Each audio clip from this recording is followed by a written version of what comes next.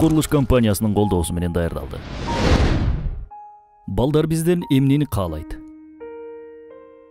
Дээрлик, баарыбыз эле ата-эне статусуна ээ боло алабыз. Ал эми бул атка татыктуу болуу деген таптакыр башка нерсе. Адам баласы күнүмдүк тиричиликте эң жакшы билем деп эсептеген нерседен көп ката кетирет экенбиз. Мисалы, машина айдоону көпчүлүк мыкты билем деп ойлошот. Бирок негедир жол кырсыгы көп. Ата-энелик да ушул сыяктуу. Баланы жарыкка алып келип, курсагын тойгузуп, камсыздап койсок эле ата-эне боло калбайбыз. Бул милдет күн сайын үйрөнүүнү, сактыкты талап кылган улуу аманат кесип. Рулду өз жайына коюп үргүлөп шалдыраганга кандай жол берилбесе, ата-энеликти аксатууга да ошондой эле жол берилбеши керек. Ата-энелер менен иштешкен дүйнөлүк психологдордун байкоолору боюнча, ата-энелердин көпчүлүгүн балам менден эмнени каалайт деген суроо түйшөлтөт экен. Балдардын каалоолорун эсептей келгенде, алардын 5тен 1 материалдык, ал эми калганы психологиялык каалоолор болуп чыккан. Албетте, материалдык каалоолор оңой эле аткарылат. Тамагын берип, кийимин кийгизип, камкордукка алууга кудуретибиз жетет. Бирок бул бала тарбиясы үчүн жетишсиз. Ата-эне катары бизди түйшөлткөнү бул экинчиси.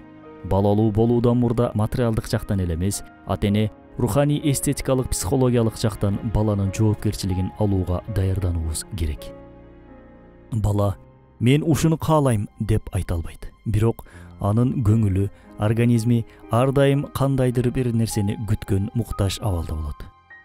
Эмесе баланын эң алгачкы каалоосун айталы.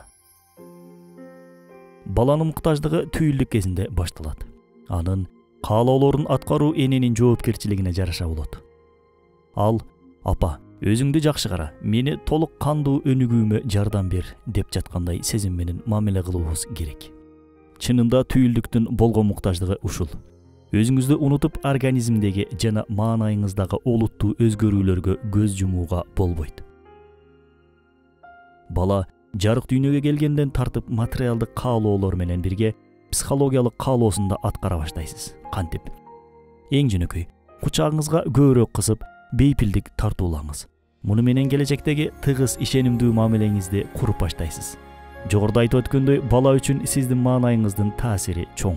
Албетте, төрөттөн кийинки аялдардагы депрессия кадыресе көрүнүш.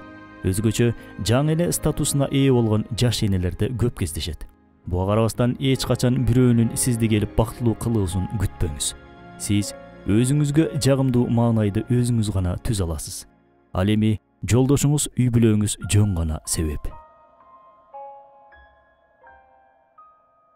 Кийинки өзгөчө 3 жашка чейинки балдардагы каалоо, коопсуздук. Алар кандай гана абал болбосун өзүлөрүн коопсуз сезиши керек. Балдар мультфильмде көргөн эң күчтүү каарманын атасына, эң сулуу мээримдүүсүн апасына салыштырат эмеспи? Демек, балдар үчүн ата-энесинен өткөн каарман жок. Биз балдардын бул ишенимин сындырбашыбыз керек. Баланы кагып силкип, башка бирөөнүн көзүнчө жазалап же аны уга билбесек, балдардын коопсуздук ишенимин сындырып, өзүбүздөн алыстатабыз.